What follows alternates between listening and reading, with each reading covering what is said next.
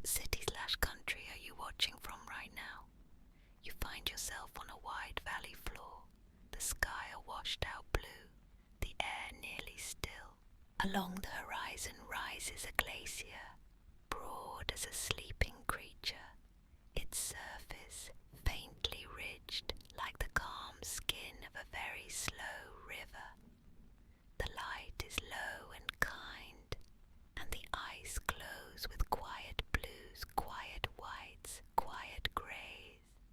If you listen, you might notice that the glacier has a voice that is not a voice, a hush shaped by time, a language of whispers and sighs, and moments of gentle crackling that arrive like distant memories. Imagine standing near the terminus, where the ice meets rock and meadow and a thread of silvery water slips away. There is a smell here, pale and clean, like chilled stone and faint minerals, like the first breath of winter. You feel safe, and you feel small in a reassuring way, a smallness that asks nothing of you except to notice. Glaciers are not simply ice, though they are made of ice. They are stories carried in crystals, and they begin as quiet snowfall. A single snowflake drifts down, then another, and another. On a day that never hurries, snow builds in a high basin embraced by cold peaks. The flakes pile up in a soft body that looks like a mound of feathers at first. Then the weight of new snow tugs itself onto the old, and the flakes nuzzle each other closer, rounding, settling, becoming firm. A new texture with a faint crunch like sugar and a muted glow underfoot. Season after season, the fern deepens. The air in the spaces between grains grows rare, then thinner still, little pockets closing like windows on a quiet house at night. Under pressure, the grains fuse and become glacial ice, dense and elegant, with bubbles tucked away like breath saved for later. You can imagine the cold, quiet pressure shaping the structure, grain by grain, pressing the snow into a memory that will take a long time to fade. Through this patient metamorphosis, the glacier begins to flow, not quickly, not startlingly, but with the soft insistence of time itself. Its movement is a slow exhale down the slope, a calm yielding to gravity, crystals slipping past crystals, layers shifting with a softness that belies their weight. In the brittle uppermost crust, the ice can fracture, opening pale blue cracks called crevasses, which look like pause marks etched into the surface. Deeper down, where the day cannot reach, the ice is warm enough and compressed enough to deform like putty, and the glacier slides along its bed with the help of meltwater and smooth grain boundaries, bending around corners and over buried bumps the way a river does, with grace shaped by patience. Imagine running a hand over the surface of this flow, feeling cold air and little ridges formed by accumulation and current, and feel your own breath move in a matching, unhurried rhythm. Every glacier has two simple truths to remember, and they keep a quiet balance. One truth is accumulation, where the glacier gains mass as snow that stays.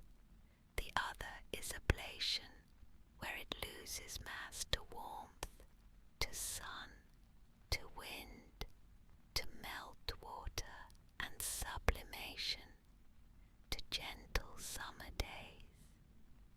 The glacier grows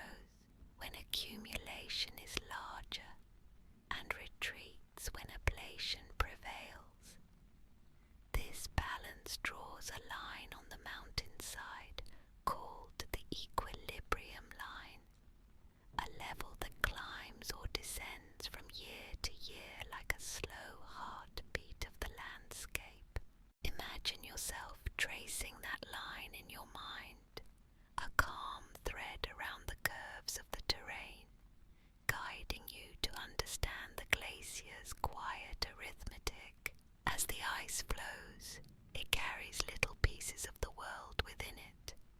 Bits of sandstone, basalt, granite and shale enter through crevasses or are plucked from the bed as the glacier passes, sliding, grinding, smoothing.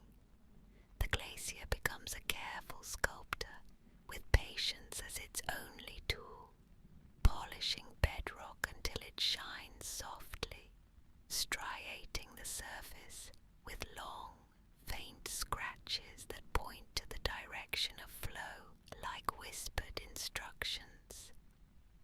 When the ice eventually thins and pauses, it leaves behind lines of stone and silt called moraines, ridges gentle to the feet like raised seams in the fabric of the valley.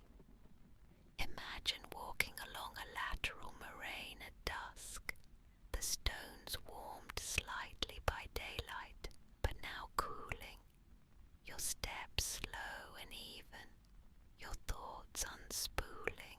In the middle of the glacier's path, where two ice streams once braided together, a medial moraine marks their meeting, a dark stripe like a thread stitched onto a pale sleeve. These are the quiet signatures of ice, patient and careful, neither hurried nor dramatic, but always precise. Sometimes the glacier pauses long enough to build a bowl, and when it retreats, the bowl fills with water and becomes a still lake. These are kettle lakes, tucked into the landscape like forgotten teacups, each with a faint ring of reeds and a surface that shivers in the slightest breeze.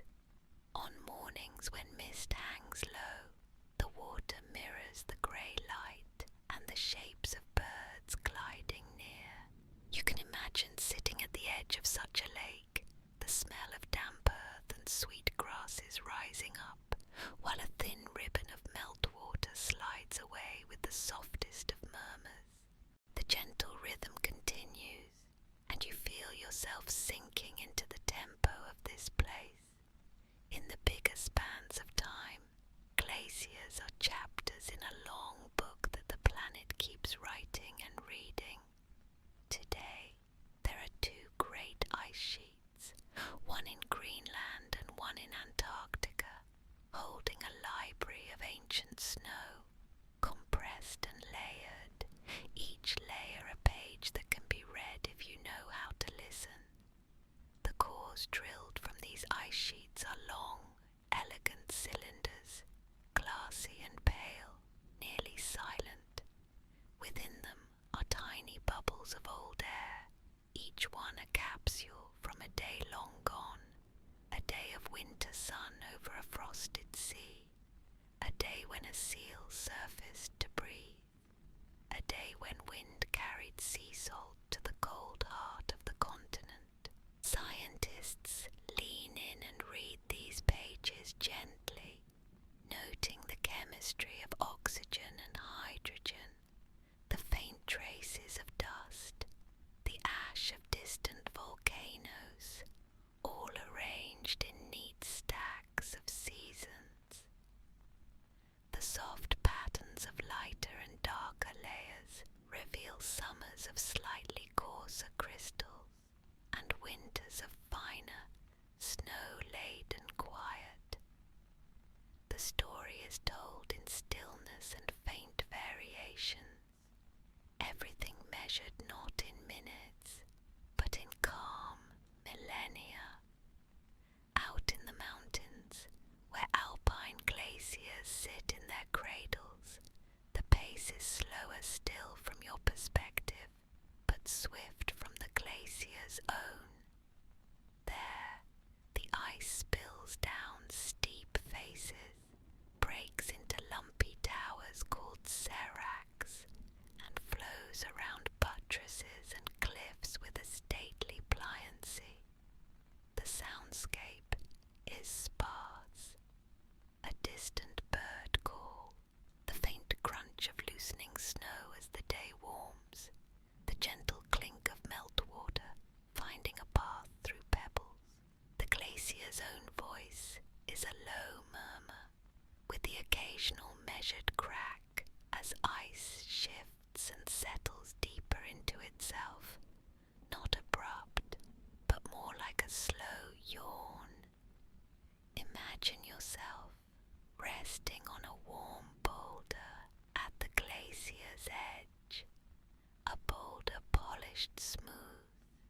centuries of passing ice, and notice how your breathing naturally aligns with the quiet rhythm around you. Beneath the ice, where you cannot see, a hidden world hums in calm darkness. There are pockets and channels of meltwater that collect and move, sometimes perched, sometimes pooled, sometimes following grooves carved long ago. The water here is cold and purposeful, carrying silt as fine as flour, a soft mineral milk that gives glacial streams their pale turquoise colour under certain light. As that suspended rock dust settles in downstream lakes, it can form thin layers called varves, bright bands laid down year by year like the rings of a tree, a precise and tranquil calendar of sediment. The glacier above does not check this calendar. It writes it unself-consciously, repeating the quiet motion of accumulation and ablation that is its nature. The surface of the glacier can be, at times, a gentle maze of light and shadow. Pools form in shallow hollows. Meltwater traces lazy blue braids across the ice, then finds a crack and begins to pour into it. These surface rivers can vanish down vertical conduits called moulins, with a sound like water slipping into a softly humming well. If you imagine leaning near one, the sound is not loud, just steady, like distant rainfall behind a closed window. These streams reshape the surface in ways that repeat and change with the season, subtle channels carved and then erased, a memory shared between sunlight and ice. Night on a glacier is a special kind of stillness. The air cools, moisture condenses into frost that grows in delicate feathers on shaded edges. Rime deposits collect on windward ridges, little snow quills that point the way the air prefers to go. Under a quiet sky, the ice emits a fathomless blue that almost feels like a thought, and a faint glimmering starlight finds its way into shallow creases. In polar regions, extended nights stretch this tone across weeks or months, and the quiet grows familiar, like a lullaby that repeats its calm refrain. Imagine a tent pitched on the margin, your sleeping bag warm, the outer world so still that you can hear your own heartbeat and the occasional soft sigh of distant ice settling. The gentle rhythm continues. On some mornings, under a low sun, you might see frost flowers blossoming on sea ice, fractal blooms made of delicate crystals, grown out of the cold breath of the ocean where air is very dry and the water below is brimming with tiny salt droplets. Each frost flower has a subtle sheen and smells faintly like clean brine, a cool and almost minty tang. These are not glacier ice, but they belong to the family of frozen waters that define the polar world, a set of quiet kinships. In sea ice, brine channels weave through the solid lattice, hosting microbes that live slow, steady lives in microscopic corridors. The ocean beneath remains full of motion, but up top the day could be whispered, the sun moving around in a soft circle, the horizon unbroken and honest. When the world warms gently during a season, sunlight sits on the glacial surface a little longer, and albedo, the reflectivity of that surface, becomes a quiet control button for the pace of melting. Fresh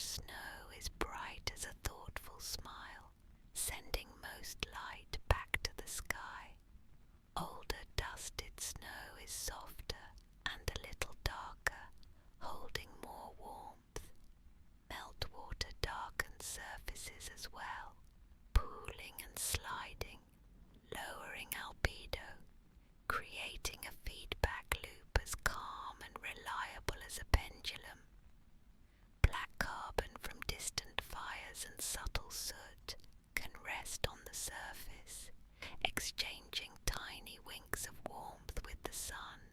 All of these gentle details add up to the glacier's daily accounting, the modest sums of energy in and energy out, the steady ledger that writes whether the terminus moves forward, holding ground, or steps back, offering that ground to mosses and sedges and unfolding meadow light. A mountain glacier often leaves behind a morainal settee, where small plants find their first footholds. Lichens begin the task of easing mineral into soil, their pale crusts painting the stones with quiet colours. Moss mounds appear like small islands, spongy to the touch, holding dew in the morning.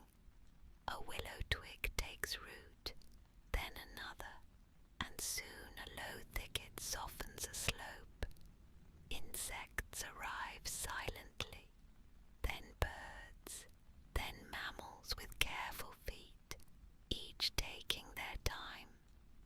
This is succession at an unhurried pace, a gentle making of home out of what the ice prepared. Imagine running your fingers across a velvety lichen pad, sensing the resilient softness, knowing that time is gathered in it like rainwater, drop by drop, over years. At the grandest scale, glaciers make landscapes that outlast their makers by epochs. The U-shaped valleys, scooped smooth and wide, hold streams that seem too small for the space, as if wearing a borrowed dress. Hanging tributary valleys meet main valleys in steps, waterfalls cascading softly where ice once flowed down to join larger ice. Long, low hills of till, called drumlins, lie like sleeping animals in flocks, their smooth backs aligned with the old flow. Eskers snake across the land, where tunneled subglacial streams once ran, now dry, a raised pathway of sand and gravel braided into the memory of the plain. Kettle holes dot the lowlands where chunks of buried ice melted into hollows. Fjords cut into coasts like graceful fingers, their walls steep but polished, their waters deep and calm, harbouring quiet harbours and soft swells that roll in from far away. If you turn your attention to the Greenland ice sheet, picture a calm plateau where the world is white to the horizon and the sky is a pale dome. The wind here writes subtle wavelets on the snow, sastrugi shaped like low ridges that point a consistent way, telling of the steady breath of the air. Far from the margins, accumulation is a regular lullaby, one thin blanket after another. Near the edges, giant ice streams carry the interior's patience outward, feeding tongues that flow into the sea. Where the ice meets ocean, it often forms a shelf that floats, a bridge from land to water. The underside is an inverted scape of subtle sculptures, and the top is a level plain where the sun runs circles in summer and barely peaks in winter. When ice breaks away from the front, the sound is part of a cycle, a quiet recalibration of forces, the sea receiving what the glacier offers as part of its slow conversation with gravity and temperature. On Antarctica, the continent's heart is a high plateau, the air thin and very cold, the snow underfoot squeaking with a sound like footsteps on dry corn flour. It is a place of steady clarity, where the sun arcs low and then low again, and the shadows are long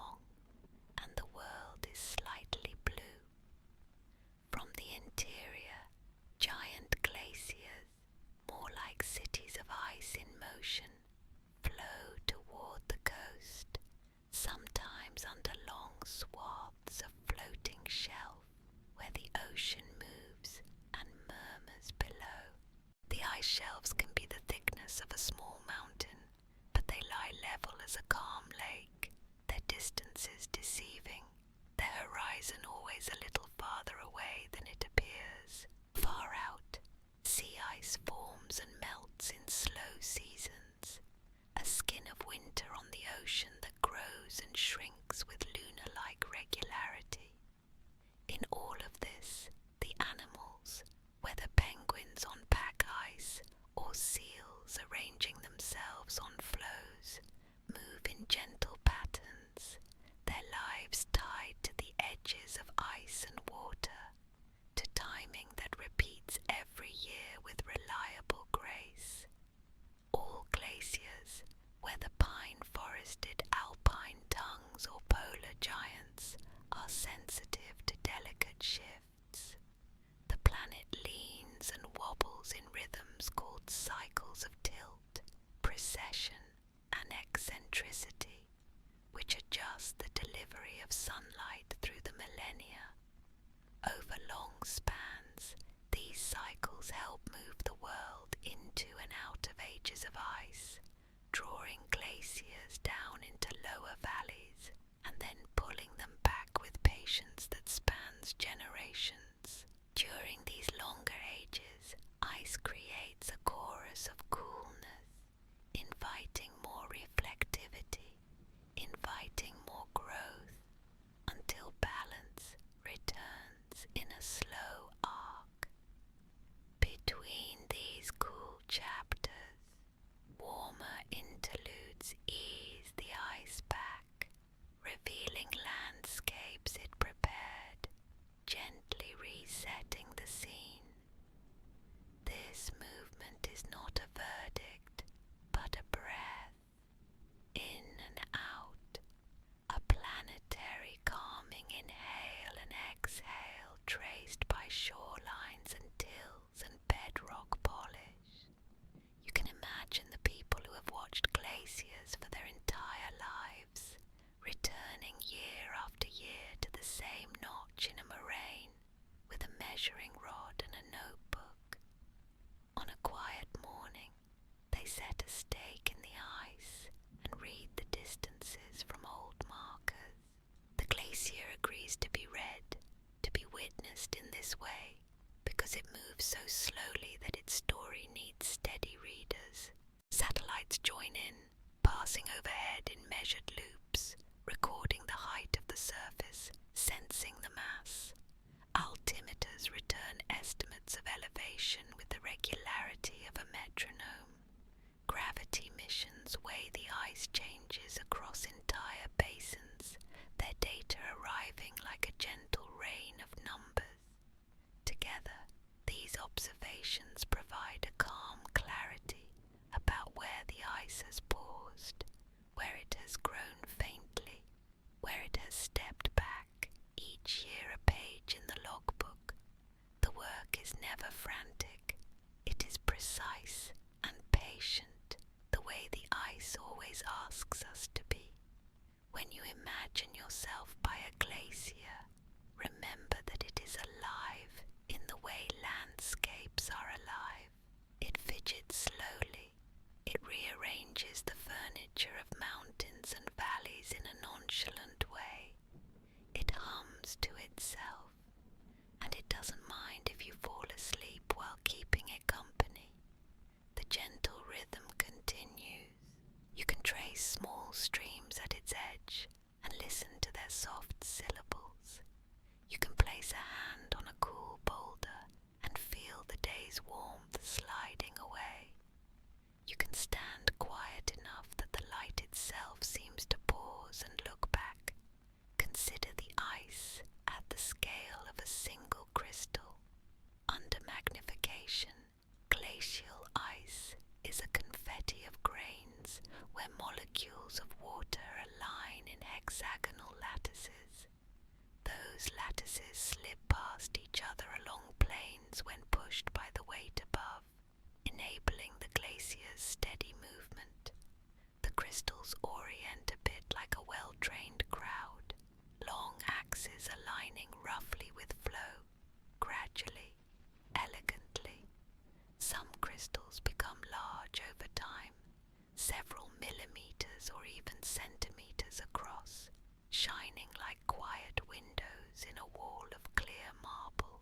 The bubbles trapped inside hold little ovals of ancient sky, the air at pressure reduced compared to its original, but still a true fragment of a past day. To hold an ice core section up to the light and see the fizz of bubbles, each one a careful letter from yesterday, is to feel the way history can arrive with almost no sound at all.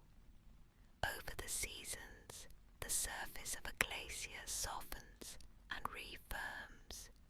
Fresh snow arrives like a whisper, rests, and then the sun gently rewrites it.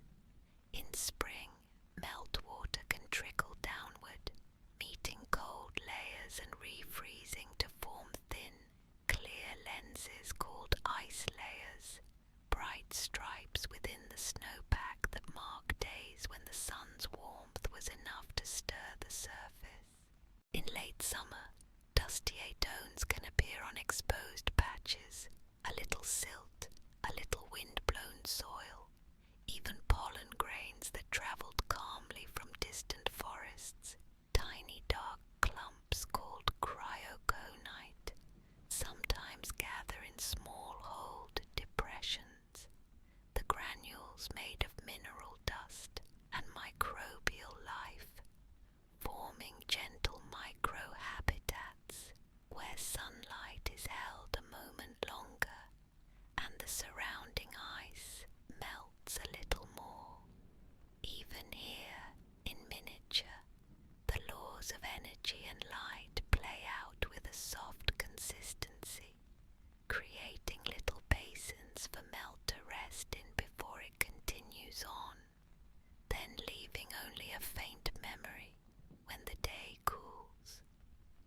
Glaciers also practice pressure melting and regulation at their beds, a quiet dance of phase change at the contact points between ice and rock. Where ice presses harder against a bump, the melting point drops slightly, and a thin film of meltwater can form, allowing the ice to flow around the obstacle like a slow current around a stone. On the downstream side, pressure relaxes and water can refreeze, cementing in new, delicate ways, capturing bits of the bed in a kind of slow handshake. Over time, this allows the glacier to pass over roughness without hurry, polishing and shaping, carrying fragments forward. You can imagine under the glacier 1,000 small touches like this, patient and faithful, smoothing the bedrock the way seawater smooths beach pebbles, only at a tempo that suits a sleeping mind. When a glacier ends in a lake, small icebergs can drift quietly, each one a floating sculpture. They roll sometimes, revealing new faces of translucent blue, then settle again with a hushed sound.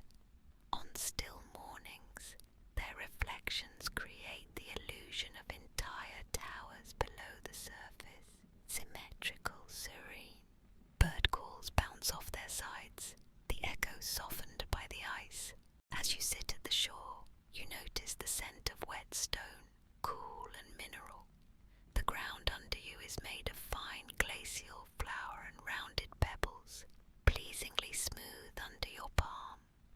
The lake surface slowly unwrinkles as wind dies down, and a single ring of ripples expands where a droplet from a melting overhang falls. The gentle rhythm continues, and your thoughts can fade into the soft geometry of circles in water. In high mountains, glacier snouts retreat up valley during warm spans, leaving benches and trim lines where they once rested. These lines can be read like quiet marginalia. You can stand at one of these benches and picture the ice above you, a safe and slow vision where a solid river once flowed past like a moving field of cloud, leaving rocks on its back as decorations. The rocks that rode the glacier, called erratics, are placed in surprising locations, sometimes perched alone on a hillside like thoughtful visitors. Their composition often does not match the stone around them, and in that mismatch the glacier's gift becomes evident.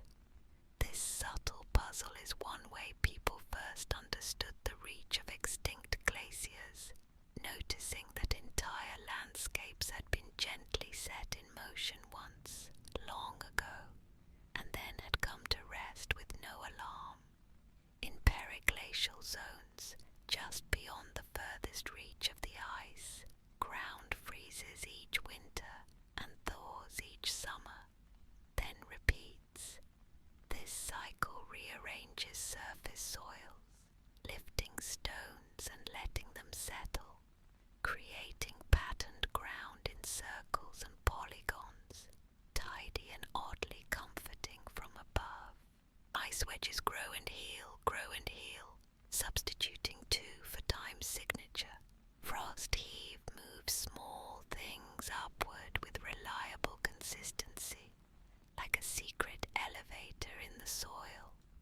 The entire region around glaciers quietly participates in the calm physics of cold, adding a halo of activity that shapes the land without hurry.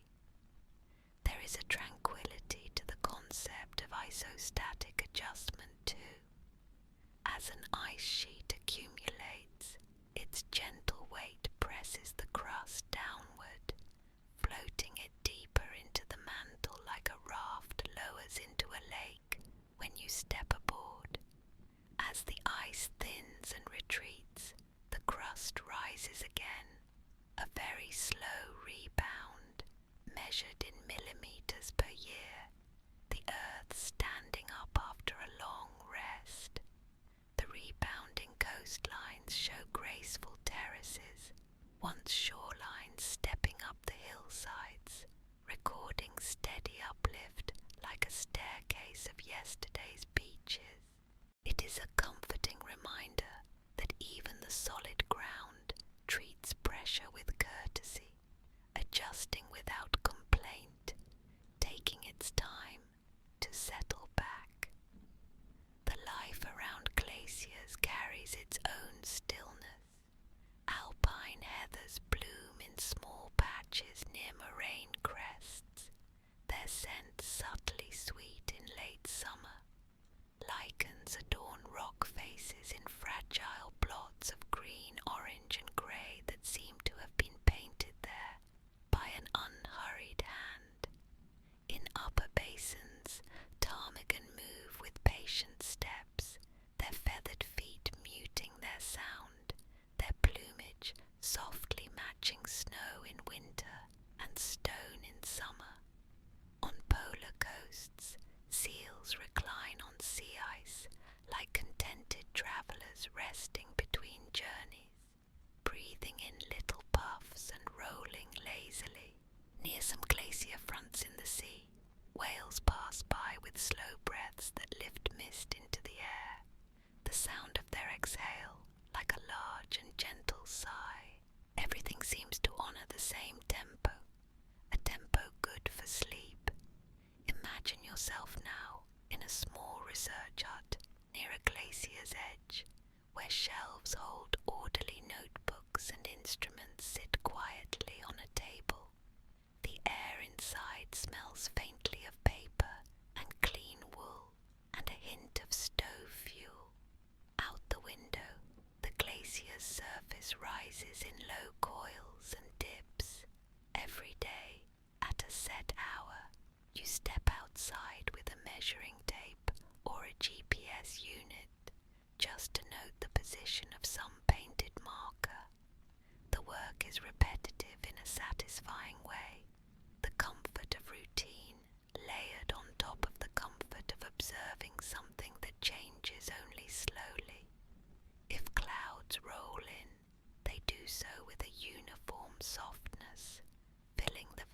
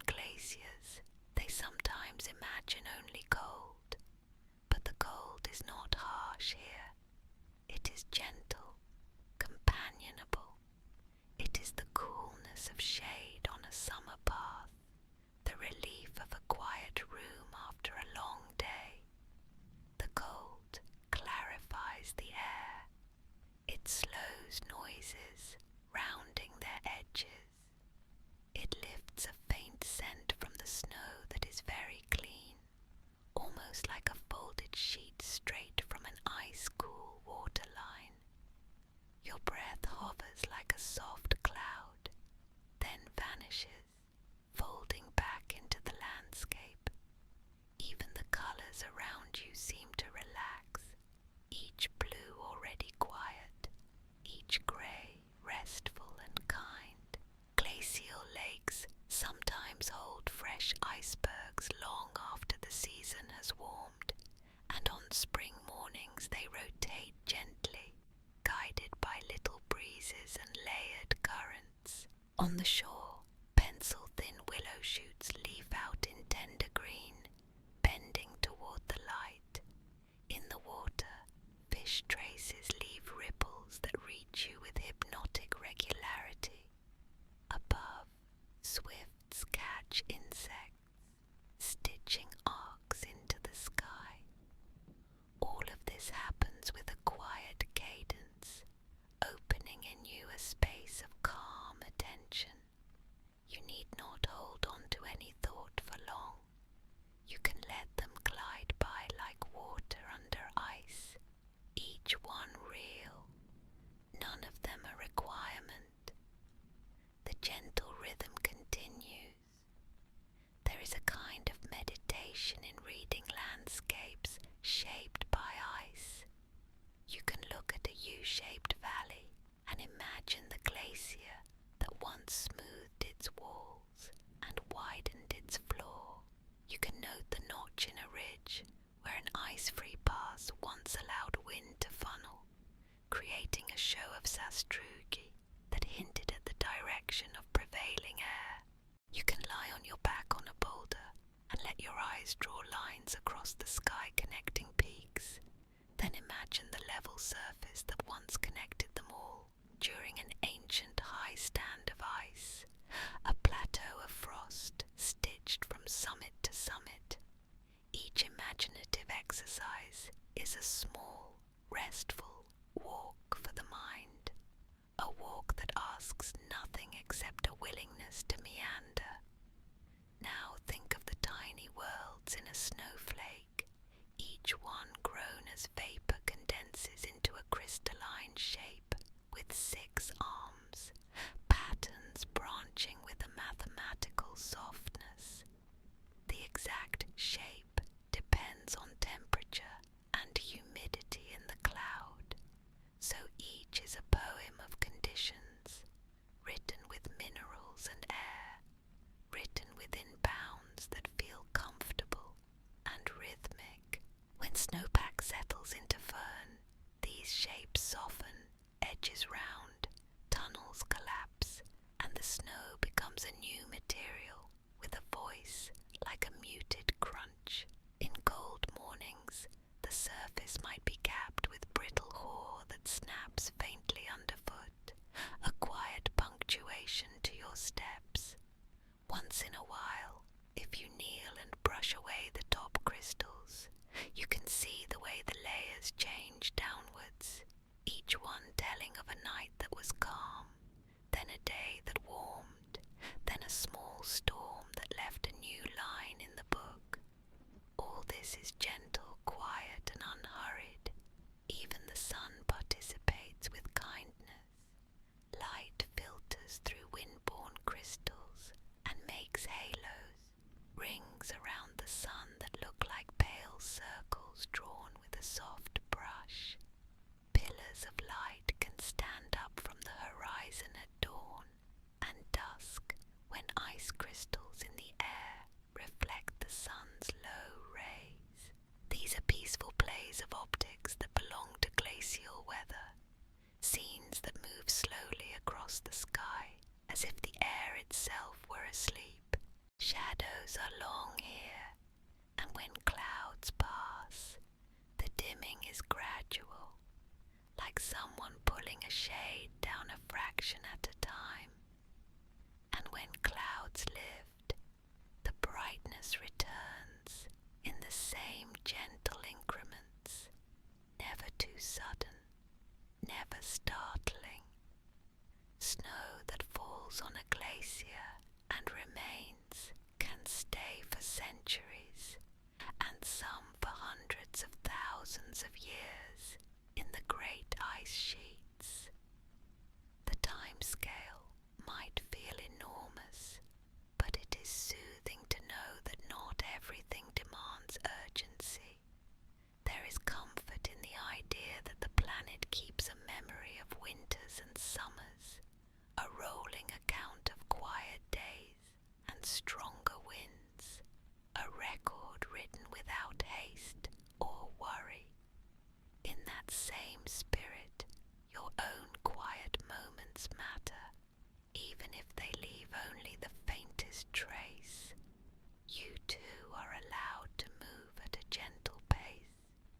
edge of melt season, supraglacial streams carve curving channels that momentarily look like turquoise veins.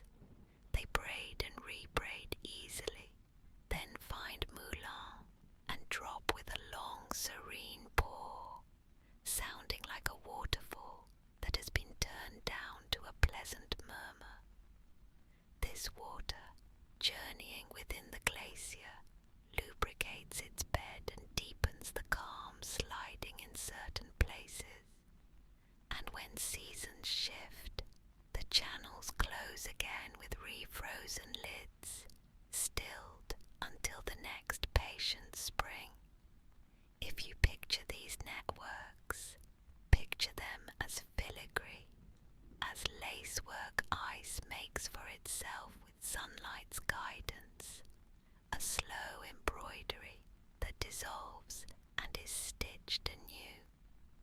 A quiet joy can be found in the details of how glacial ice looks when freshly broken. The interior reveals blue that is deeper than the surface, blue like the calm in an evening lake, caused by the way thick, very pure ice absorbs red light more than blue. The fractures are sometimes scalloped and sometimes sheeted, and when a thin plate breaks free, it can ring faintly like glass. If you hold a small shard near sunlight, you can see the trapped bubbles glitter slightly, tiny orbs lined up along planes, each one a bead along an old winter's thread. Every bubble is a pause, a preserved breath of the planet. In that thought, you can find yourself breathing with ease, matching your rhythm to the slow pulse of air through time. Along some coasts, tidewater glaciers breathe with the sea. When the tide rises, the ocean reaches gently under the ice front and lends buoyancy. When the tide falls, the front settles back. This daily rocking is calm and predictable. The soundscape of such a place includes the hushed slap of small waves against ice and the soft tumble of brash ice pieces in the shallows. Seabirds raft in floating crowds, their conversations low and regular. The wind carries the smell of salt and cold stone. A human standing there can feel the body soften into this coastal tempo, an inner sea that rises and falls with breath, a peaceful echo of the tide. The presence of glaciers changes the air. On sunny summer days, breezes flow down from ice, cool and steady, a katabatic breath that smells clean and steady and feels like a balm on warm skin. These winds are not storms, they are simply the consequence of air cooling, becoming dense and moving down slope, the way water runs between shorelines in a mild swell. If you sit near a glacier front in the afternoon, you might feel that low wind stroke your face and pass, a subtle shift that brings a renewed clarity to the senses. Then, as night gathers, the wind slows again and stillness resumes, the glacier content and silent, the world ready for sleep.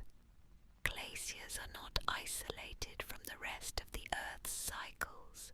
They trade water with clouds and seas. In time, the melt that leaves a glacier becomes a river flowing sedately through sandbanks. It waters valleys and fields, then finds the ocean again, where cold, fresh water meets salt in a patient mixing. That water will be lifted as vapor by the sun's hand, carried quietly in currents of air, and someday it will return as snow. There is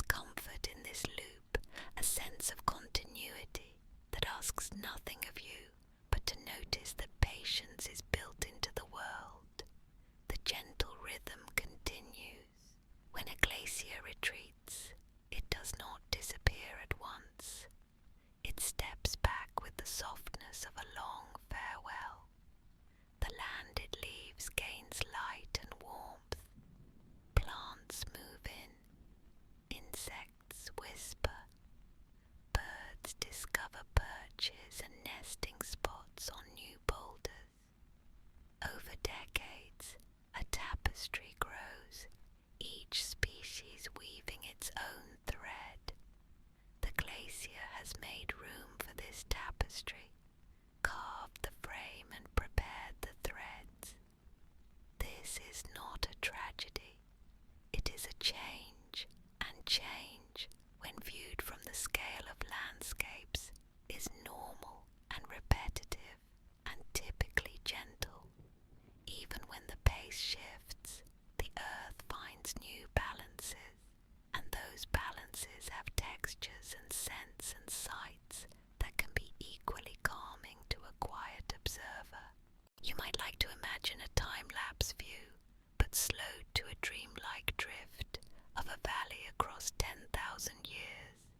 Ice ascends, then reclines, then rises slightly, then reclines again. The valley floor polishes, then gathers soil, then is brushed clean in places, then is gilded with meadow flowers. A lake appears, then is filled with sediment, then is a meadow, then again a low marsh.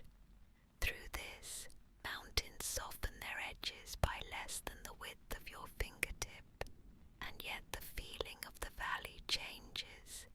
The way light falls in late afternoon shifts from century to century. In the mirror of this valley, you can see your own seasons as a much smaller echo, and you can accept that rest is an essential part of the pattern. Within ice, life persists in tiny sleep-friendly ways. Microbes sit in brine pockets and minuscule cracks, metabolizing slowly. Dust grains carry hardy travelers that ride out long winters in stasis. On sunlit surfaces, faint algae can bloom, painting snow with subtle pinks or greys that look like brushstrokes. These gatherings do not change the glacier's nature. They simply join the gentle rhythm. You can think of them as quiet guests who understand the house rules, contributing without haste, fitting themselves into the long lull of frozen time. As you wander through these thoughts, imagine the faint ring of bells from a distant grazing site in a valley newly revealed by a glacier's retreat. The grass there is lush in midsummer, fed by mineral-rich water. A stream braids across cobbles, each braid reflecting sky. Perhaps a herder once paused here, noticing the smooth rocks and the way the valley flares wide, and felt the presence of the old ice still in the shapes of things. The ancient polish remains on a slab near the shore, a sheen like satin. It feels cool even when the air is warm, as if it holds the memory of shade. In some places, pale blue caves form at the glacier's front, where meltwater carves tunnels that open to daylight. The roofs arch elegantly, ribbed by layers of ice made in winters past. Inside, droplets fall from the ceiling to a soft, reliable beat, and a stream slides past with a voice like a lullaby. The cave echoes gently, and when wind passes the entrance, it creates a hushed, organ-like hum. Standing nearby, you feel part of a natural cathedral built for quiet thoughts. You can imagine staying there until drowsiness arrives, and then returning to the warmth of your sleeping place. Cryosphere scientists sometimes digits and mass balance, of the ice as an accountant who keeps careful records. Picture a tidy ledger with two columns, accumulation on one side, ablation on the other. Across epochs, the numbers move, but the ritual is constant. Snow on, melt off, no urgency, just arithmetic that never stops learning from weather and sun. When the accumulation column grows fat, the glacier extends its reach, colonizing lower gradients tenderly. When ablation grows strong, the glacier thins and bows politely, revealing what lies underneath. This balance is a comfort because it is simple and honest. You find yourself gently following along, the way you might follow the rhythm of waves on a calm beach, not counting everyone, simply allowing the pattern to settle your mind. In the quieter corners of science, readers of ice look at isotopes of oxygen and hydrogen, subtle differences that act like thermometers and rain gauges for times long gone. Lighter isotopes evaporate and fall more easily under certain temperatures, so the signatures recorded in snowfall vary with climate. The ratios become a melody of warmth and coolness through years, a melody you can hum even if you do not grasp every note. Dust layers, too, arrive during periods of greater dryness or stronger winds, and volcanic ash drops in from high altitudes when a distant mountain breathes. Each layer is a bookmark, a page number in time's volume. None of it is loud. All of it is calm and legible. Sitting with glaciers in your mind, you can sense the truth that even very solid things are subtly fluid. Mountains creep in their own ways. Rocks weather in soft, persistent flaking. Soil flows in small pulses downslope. Ridges tilt under snow, load and then ease when it melts. Even the ocean, apparently restless, prefers to move in cycles, tides repeating with a reliability that can rock a person gently to sleep. In such a world, glacier flow feels like an anthem to patience, an assurance that it is all right to ease into change rather than to leap into it. Still awake, comment the secret word, nebula. The line where snow becomes fern and fern becomes ice is a threshold that can take decades to cross. This slow passage suggests the value of slow learning. That knowledge, too, can be compacted into clarity, not by force, but by quiet accumulation. A topic you visit again and again becomes part of you, the way winter's layers become a glacier's body. What you revisit gently in your mind grows strong without strain. Imagining glacial processes while breathing slowly can bring the same feeling. Viscous flow, crevasse formation, meltwater rooting, basal sliding, moraines gathering and resting, outwash plains fanning out in pale fans that curve with agreeable symmetry. It is hard to feel anxious while naming these things, since the names are long and soft and the process is patient. There is a special blue in the heart of a large iceberg when sunlight passes through it from the side.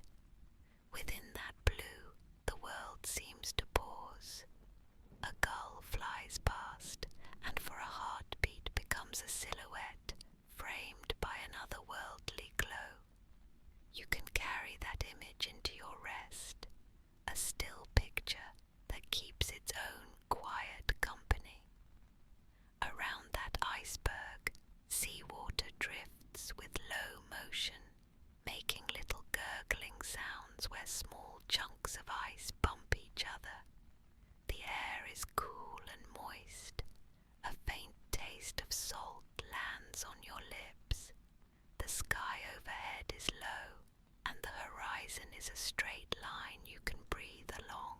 In valleys where glaciers have retreated far, old moraines now support forests. You can walk among trees whose roots hold stones once wrapped in ice. The forest floor has a smell of pine and damp soil, and when wind moves through the canopy, the sound is like a gentle river. Bird song punctuates the hush with fluting phrases. In small openings, puddles hold reflections of moving leaves. If you stop and listen, you can almost hear the past, the hush that presided here when ice lined the valley walls. It is not a sad sound. It is a dignified presence, always patient, always low. You can rest on a log and feel the wood's smoothness under your palm, the slight ridges where bark once held fast. As twilight approaches on a glacier, the contours become more pronounced. Shallow grooves turn into stripes of shadow, and each sastrugi casts a line like neat handwriting across a page. The surface grows cooler and firmer, and the air carries a scent of refrozen water, a sweet clarity that arrives only when day lets go. You can imagine tracing a finger along the grooves, following their path as if reading a lullaby written in a language that uses only lines and light. The gentle rhythm continues, and you feel your shoulders release and your breathing deepen. Another soothing idea is that of glacial till, the unsorted mixture of clay, silt, sand, pebbles, and boulders left behind by ice. It is a grab bag, a basket of memories gathered and set down with no fuss. To walk across till is to touch many landscapes at once, as minerals from different rock types meet under your step. Till holds water in some pockets and drains it in others, creating little wetlands and dry patches close together, variety woven into a simple fabric. Plants that like variety find homes here, and in a few seasons they knit the surface together with roots. Living things build on the quiet order ice leaves, not to correct it but to enrich it. High above, cirrus clouds sometimes glide across a polar sky, thin and filamentary, leaving iridescent hints as sunlight diffracts through tiny crystals. Sundogs hover at 30 degrees on either side of the sun, gentle false suns that keep it company. These quiet light tricks belong to cold places, and they play out without speaking, as if they are simply the sky's way of keeping itself entertained when winds are light and temperatures firm. To lie on your back and watch them drift is to surrender to a scale of time that does not insist, to a vantage point in which everything is allowed to dawdle. In the older imagination of our species, glaciers were once seen as mysterious and grand, as sleeping giants, as slow rivers that push mountains aside. Modern understanding has softened the mystery without harming the grandeur, revealing the mechanisms but keeping the wonder intact. A glacier's velocity, whether a few meters per year or a few hundred in special ice streams, is always measured against human timescales and always feels long and slow. This slowness helps you settle into a night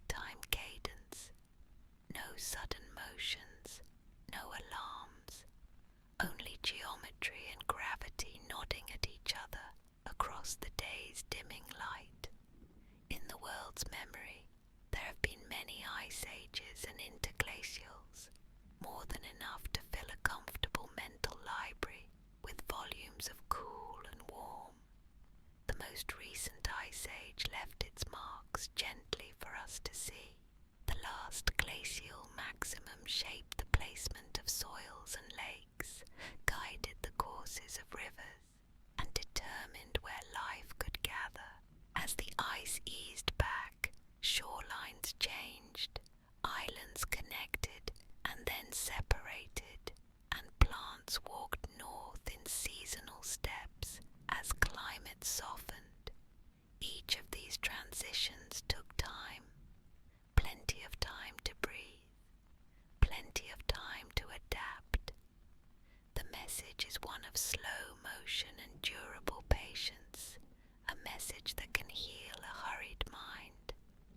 When you picture Antarctica's interior, it can be useful to imagine a desert of snow.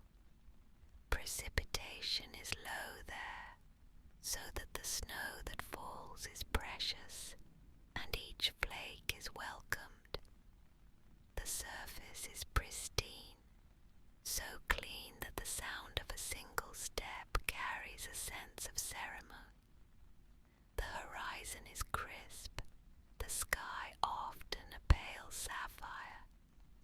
Light, bouncing up from snow, feels abundant and soft. The cold there is a companion that helps everything stay quiet. If you close your eyes, you can feel this place as a cool, spacious room in your mind where your thoughts float like feathers. At the other end of the spectrum, some lower latitude glaciers live in wetter climates with frequent snowfall, an ongoing replenishment that keeps them alive even if their tongues end in temperate forests. In these settings, trees and ice share a boundary that feels like a dialogue between green and white, between wet leaves and packed crystals. Rain may fall on lower slopes while fresh snow lines the ridge. Fog lifts and heaves like a blanket. The glacier listens and responds, growing or resting, advancing a little, stepping back a little, maintaining itself with the patience of a seasoned gardener, tending a shaded plot. In late summer, glacier surfaces can host tiny wind-formed features called penitents in very dry, high landscapes where sunlight and thin air nibble away at ice in vertical blades. These features stand in rows like miniature fields of quiet sculpted spires. They do not hurry to form or fade. They simply are, for a time, then sleep back into the flat when conditions are. On another glacier, surface dunes of snow might ripple into forms that echo a sandy desert, reminding you that shape transcends material, that waves and ridges are languages the earth likes to repeat in different contexts with the same gentle grammar. Sometimes streams at the glacier margin feed braided rivers, their channels splitting and rejoining in a wide pale bed of gravel. The water is cool and milky with silt. Gravel bars shift slowly in floods, then stabilize in low flow. Fresh footprints appear and vanish with the next rain. Standing on such a bar, you can hear the click of stones moving in the current like small beads. The air smells fossil clean. The sun warms your shoulders and the breeze cools your face. Balance restored. Somewhere upstream under the ice, the river is still making choices. Always patient, always respectful of gravity.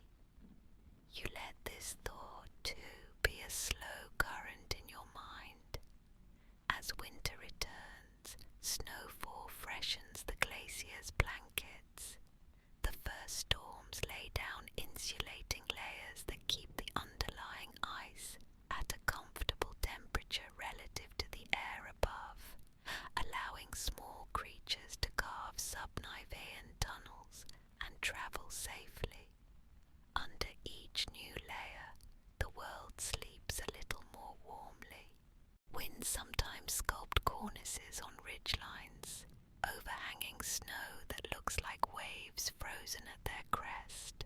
These hold until they do not, eventually sloughing off in slow slides or breaking with a sound like a soft drum, resetting the edge of the ridge in a single unexcited stroke. The cycle continues, patient and predictable within its own generous bounds.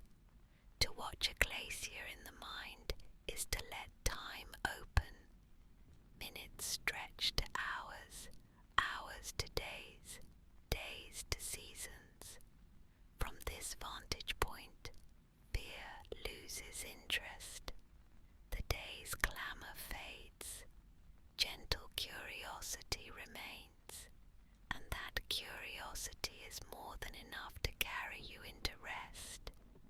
There is always another detail to notice, yet there is no demand to notice it. You can drift away and come back, and nothing will have hurried ahead without you. The glacier waits, as bedtime waits, as sleep itself waits. Let yourself imagine a small cabin again, a place warmed by a modest stove, where a window looks onto a glacial forefield. On the windowsill, a jar holds a few pebbles polished by ice, each one soft to the touch. A book with a fabric cover lies open to a page describing a moraine in careful words. A cup of tea sends up a thin tendril of steam. Outside, the sky is pearl grey, and snow begins lightly, the flakes leisurely, falling as if they have nowhere else to be. You can sit and watch them accumulate on a fence post, on a lichen-crusted rock, on the dark stripe of a medial moraine. The first centimetre arrives like a sigh. You turn a page. The world feels kind and slow. On some days, the sun finds a gap in clouds and illuminates the glacier's surface with a low slant of gold. The ice shows its textures in relief. The little humps and hollows of the ablation zone become a field of soft shadows. Mounds from debris patches look like a sprinkling of quiet islands.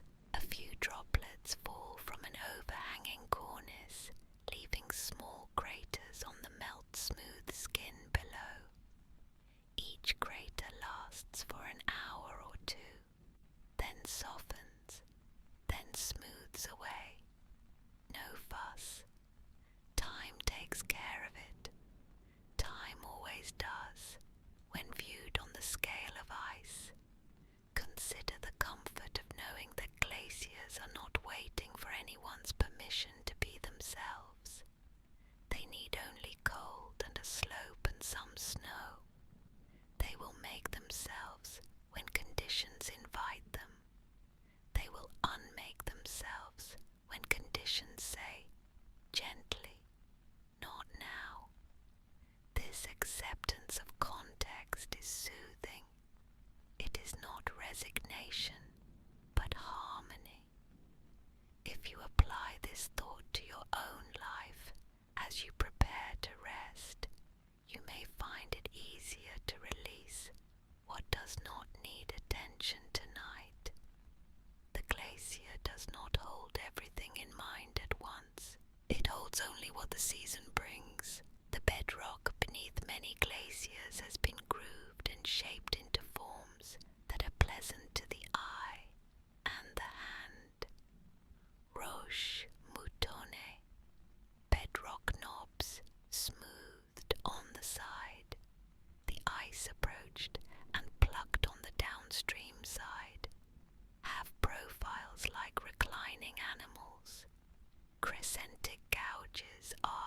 across their surfaces, muted by weather but still legible, like an old inscription on a well-loved stone. In the afternoon, shadows that gather in these grooves deepen their calm.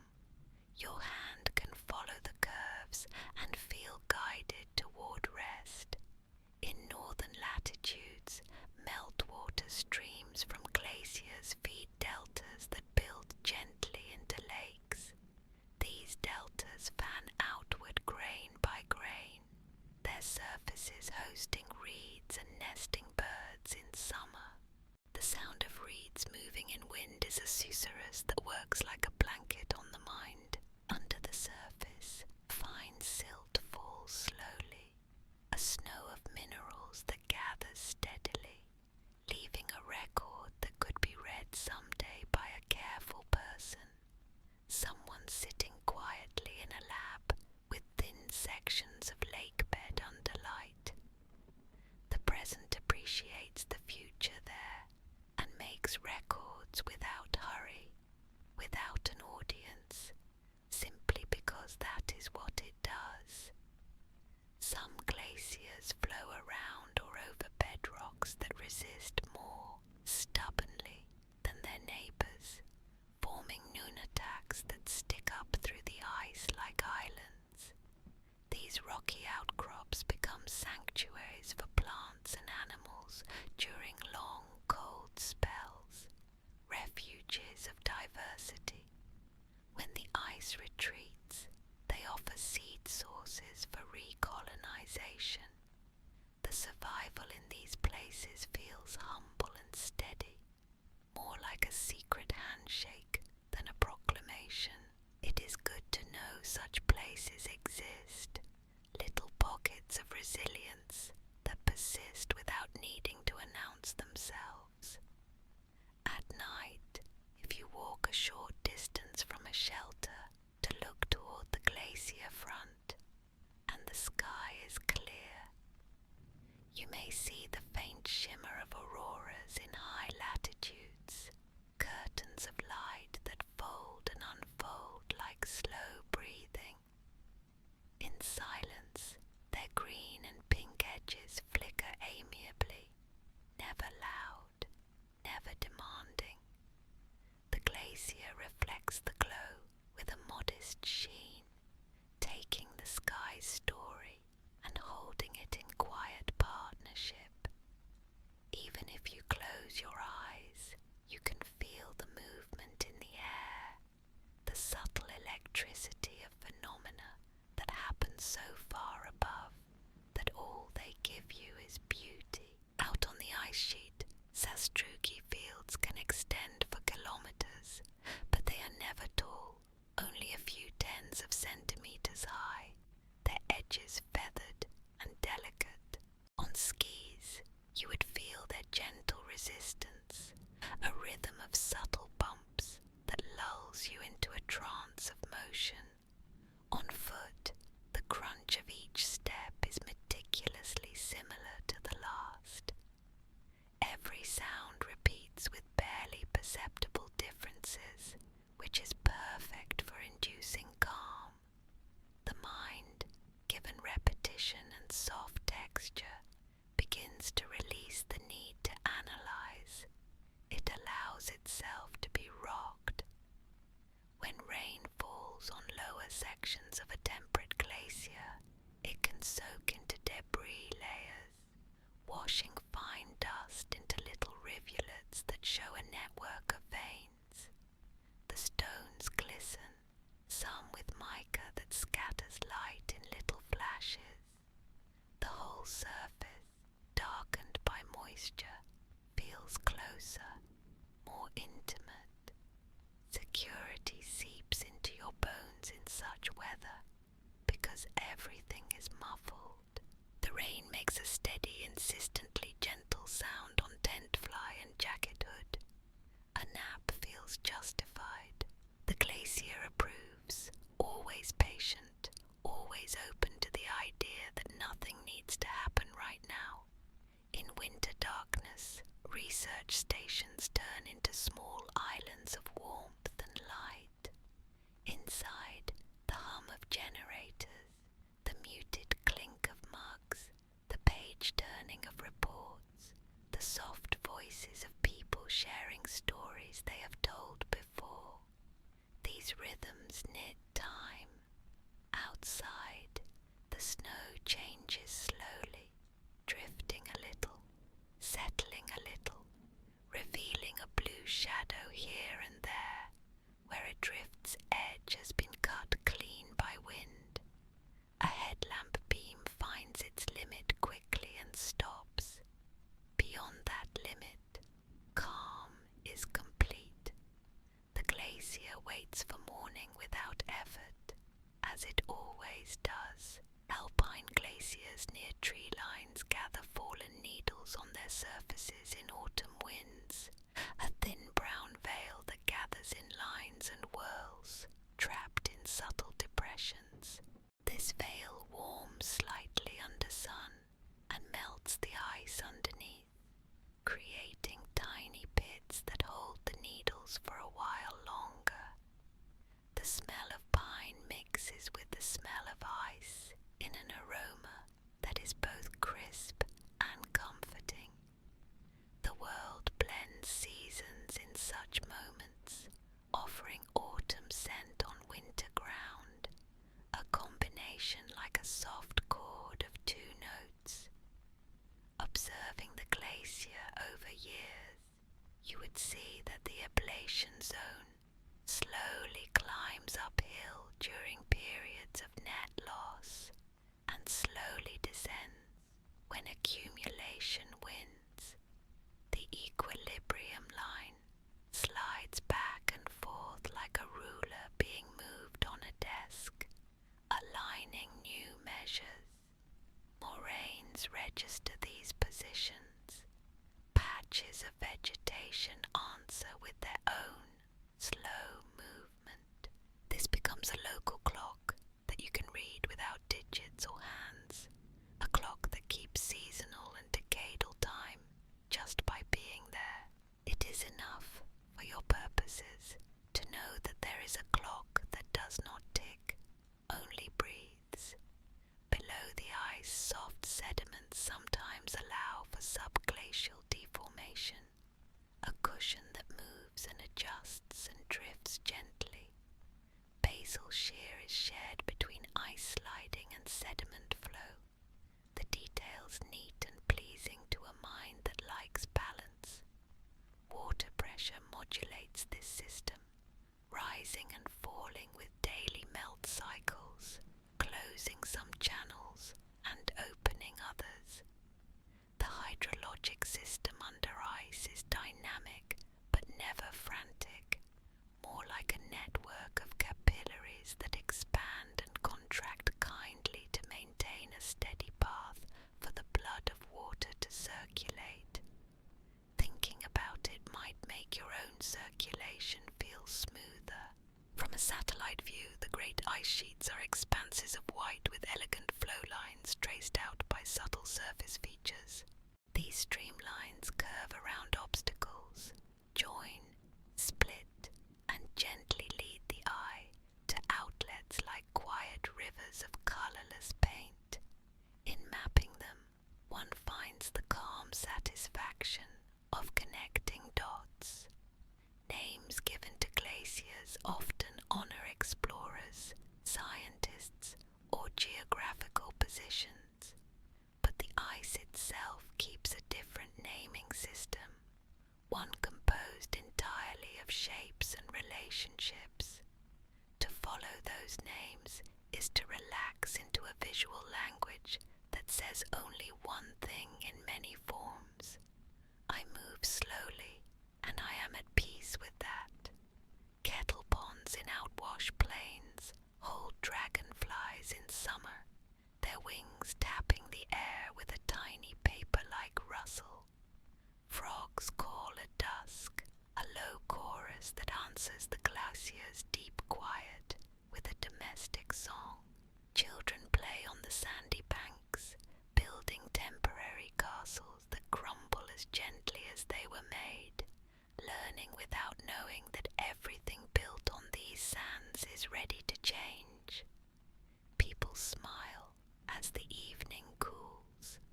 The glacier, far upstream, continues its smooth work, oblivious but somehow present in the way the air feels.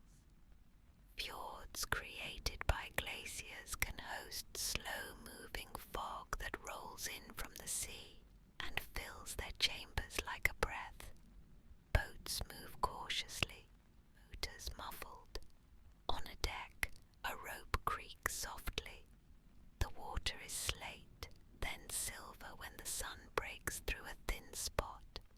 High on the walls, marks show where the ice once pressed itself, smoothed in long arcs. Waterfalls lace down threads of brightness. The soundscape is a tapestry of drips and distant falls, and the steady whisper of air. If you close your eyes, the fjord could be a corridor towards sleep, long and welcoming. Some winters, snowfall comes with crystals so large you can see their geometry unaided, star shapes unique in their particular branching. They land on a sleeve or a mitten and hold for just a breath before dissolving. These moments are small and tender.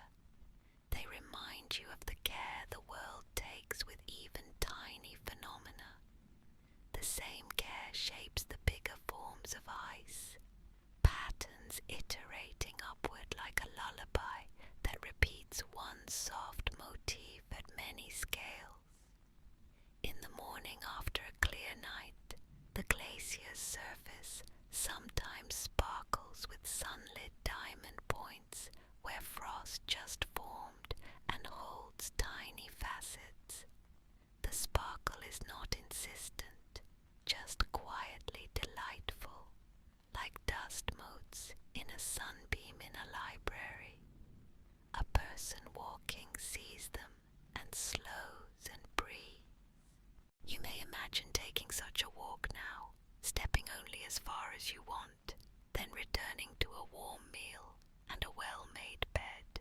Icebergs drift past certain Arctic coasts, and their tracks are tracked by birds and people who watch them from shore with easy interest. When an iceberg grounds, it rests patiently until the next tide that is big enough to lift it.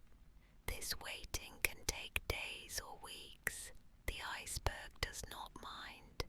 It surprises no one that a patient object would be patient. The gentle rhythm continues. Mountain huts that sit on moraine ridges are often places where quiet is preserved like a good jam. Inside, the wooden floors creak in friendly ways. A kettle begins to whisper, then to hum, then to sigh steam. Out the window, the glacier's tongue lays itself into the valley with the grace of a cat finding a comfortable position. A person reading at the table hears the door open, a companion entering, the soft thump of boots, the soft language of contentment. Conversation is brief. The glacier is the main presence, and everyone knows it. Skylights of thin clouds pass over high ice, softening the shadows, then clearing to reveal detail again. Time passes and does not pass. When you return your attention to the breath, you notice it has become long and smooth. Your eyelids feel heavier in a pleasant way. Your shoulders have descended back to where they belong. Thoughts arrive and leave without knocking. The glacier, with its durable patience, has shown you how. Far under the Antarctic ice, lakes hide, insulated by the ice above and warmed a little by the earth below. These subglacial lakes connect through channels that open and close. Their surfaces never see the sky, but they know cycles too, filling and draining with a tempo that instruments can detect. The knowledge that these quiet waters exist is like a secret kept by the planet, not for mischief, but for the simple pleasure of having layers. The existence of layers is a comfort. It says there is always more to learn, but no rush to learn it. From time to time, you may recall the way the glacier's front sometimes appears to glow from within when light is right. This glow is a metaphor you can keep nearby, a reminder that even dense and ancient things have inner light when attended to with softness. It has nothing to teach except the art of noticing. That is enough. Notice, then let go. When a glacier ceases to exist in a valley, the valley does not become empty. It becomes different. The river moves differently. The path for hikers changes. The species that thrive adjust. New beauty joins old. The memory of ice remains in the land's bones, but the jacket it wore has been hung in a closet to rest. Each fresh spring calls birds back to the willows that arose on the glacier's gifts of silt. Each autumn lays a new set of leaves over stones. The pace remains friendly. This cycle holds you gently, saying rest is part of every journey. At certain times, the wind fills gullies and moans in low notes, a kind of organ sound that moves through the ice caves. This is not a scary sound. It is a resonance that reassures you that the world around you is solid and responsive, a set of instruments that plays with the air rather than against it. You can let that sound be your bedtime hymn. Each note goes on a bit, then yields to the next, then stops, leaving silence that feels delicious. Near the end of a cold day, you may look back at your tracks on the surface snow and see them already softening at the edges. Overnight, a dusting will make them vanish. The glacier does not keep score. It accepts impressions without clinging to them. Your mind can do the same tonight, if you choose. The impressions of the day can be set down softly, left on the surface, where they will be covered by sleep like snow covers an old path. The chemistry of ice is simple, and that simplicity is relaxing. 2 hydrogens, 1 oxygen, arranged in a V shape that allows molecules to form networks. Bonds break and reform with ease, so crystals are strong but not rigid in a brittle way when warm enough to deform. These simple facts hold complex landscapes together, and there is a kind of comfort in knowing that complexity can emerge from straightforward parts. Your own complex life also holds together from a few simple habits. Tonight, your habit is rest. Some of the most serene hours near glaciers happen before dawn in early autumn, when the air is crisp but not severe, when the first light sketches the edges of peaks in pastel hues. The ice appears bluish-violet for a few minutes, then brightens. Birds begin to stir. Small animals rustle. Meltwater streams pick up slowly as the day warms. Each change is incremental, polite. You can sit and watch the new day unfold, or you can close your eyes and trust that it will unfold whether watched or not. The glacier cares about flow and balance, not about being observed. That takes pressure off you too. In the end, all of this is about time and gentleness. The glacier offers a template for a kind way of moving through the world. Advance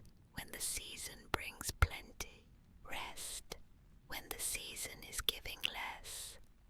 Leave a landscape behind that is ready for others to grow. Polish things as you pass. Do not worry about speed. Let gravity be a teacher. Anchor yourself in something simple. Move downhill toward equilibrium. The gentle rhythm continues.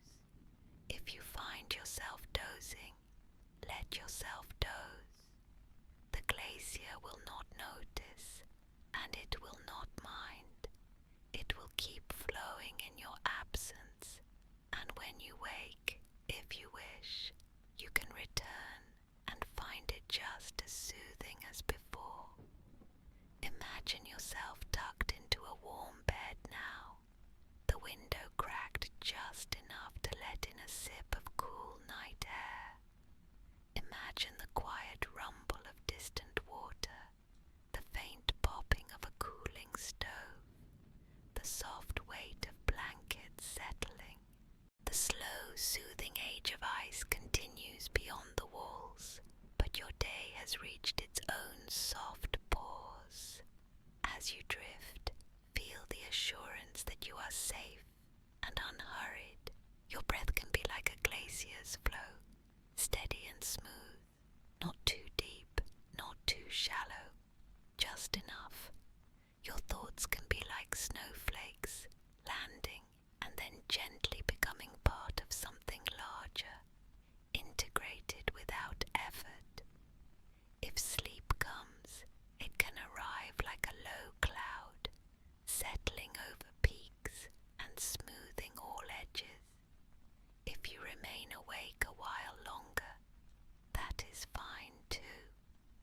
You can stay with this calm, the way a stone stays with a forest. We will be here again to keep you company whenever you need this quiet. For now, rest easy. Thank you for sharing this calm journey through glaciers and the gentle age of ice. If this tranquil visit helped you settle, a like and a subscribe let us know to keep making these sleepy stories, and the playlist in the description can carry you further into the night while you drift. May your sleep be deep and peaceful, and may you wake refreshed, as patient and steady as a line of new snow under a soft